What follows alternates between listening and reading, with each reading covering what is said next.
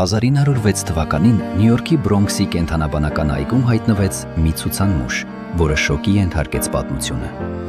Դա Օտա Բենգան էր, Կոնգոից բերված մի երիտասարդ։ Նրան չէին պահում հյուրանոցում կամ սենյակում, նրան փակել էին կապիկների վանդակում,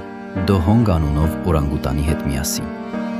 Որպեսզի նա ավելի շատ նմանվի վայրի կենդանու, կազմակերպիչները նրան ստիպում էին վանդակի հատակին ցրված ոսկորներ կրծել և աղեղով կրակել թիրախներին։ Նրա ատամները նախօրոքսրել էին, որպեսզի այցելուներին թվա, թե նա մարդակեր է։ Օրական մոտ 40,000 մարդ գալիս էր տեսնելու մարդ կապիկին։ Երբ սևամորթ հոգևորականները վերջապես կարողացան ազատել նրան, արդեն ուշ էր։ Օտա Բենգան չէր կարողանում ապրել մի աշխարհում, որն իրեն վանդակից այն կողմ չէր տեսնում։ 10 տարի անց նա կրակեց իր սրտին, այդպես էլ չկարողանալով վերադառնալ իր տուն։ Սա պատմության այն էջն է, որը մենք փորձում ենք մոռանալ, բայց այն հիշեցնում է մեզ, որքան դաժան կարող է լինել ամբոխը, երբ մարդուն սկսում է դիտարկել որպես զվարճանքի առարկա։